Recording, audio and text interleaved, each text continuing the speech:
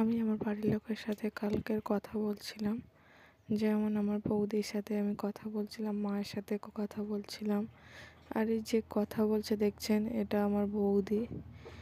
আর আমার বৌদির সঙ্গে আমি অনেক কথা বলছিলাম, অনেক অনেক। সে কথা বলতে বলতে আমি আমার নিজে কখন বুঝতে পারিনি যে আমি আমার বাড়ির লোকের সাথে কথা বলছি।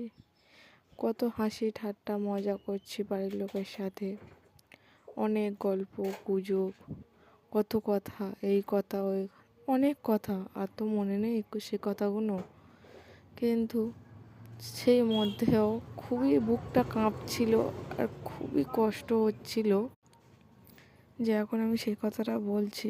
খুব কষ্ট হচ্ছিল, কারণ মাকে মাকে দেখার পরে খুবই কান্না পাচ্ছিল। আর যেন মনে পড়ছিল যে আমার বাবা যদি আমার সাথে একটু কথা বলতো খুব ভালো হতো, খুব খুব খুশি হতাম খুব। কিন্তু সেই ভাগ্যটা আমার যে আমার বাবা আমার সাথে কথা বলবে, সেই ভাগ্যটা আমার আর নেই। কেন আমি একটা ভুল করে ফেলেছি, সেই ভাগ্যটা আর নেই। কিন্তু আমার মাকে দেখার পরে একটা অন্য অনুভূতি একটা কাজ করছিল, খুবই কষ্ট হচ্ছিল, খুবই। সেই কথাটা আমি বৌদিকে তাই বলছিলাম যে যে মা কোথায়, মার সাথে দেখা করাও, কথা বলাও। তখন এই মার কাছে দিয়েছে বৌদি। মাকে আমি দেখাচ্ছিলাম যে আমি এগুলো খাই, এখন নিজে সুস্থ হই, এগুলো খাই, তাকে মাকে দেখাচ্ছিলাম। আমি এইসবই কথাবার্তা বলছিলাম। মা জিজ্ঞেস করছিল কেমন আছে, আমি বললাম ভালো আছি, এইসব কথাবার্তা।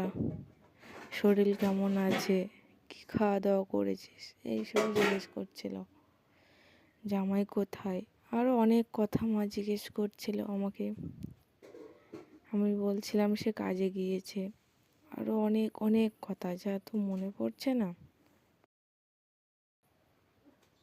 আর সব কথা তো সব জায়গায় বলা যায় না, না এমন এমন কথা থাকে।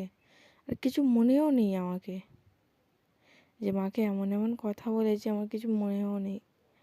এখন যে ভিডিওগুলো আমি করছি বা বলছি, এত এত এত কষ্ট হচ্ছে আমার এখন এই ভয়েসটা দিতে। সত্যি বলছি, খুবই কষ্ট হচ্ছে আমার। মা, আমি তোমাকে খুবই ভালোবাসি। আই লাভ ইউ মা, আই লাভ ইউ। বাবা, তোমাকে খুব মিস করছি, খুব খুব খুব।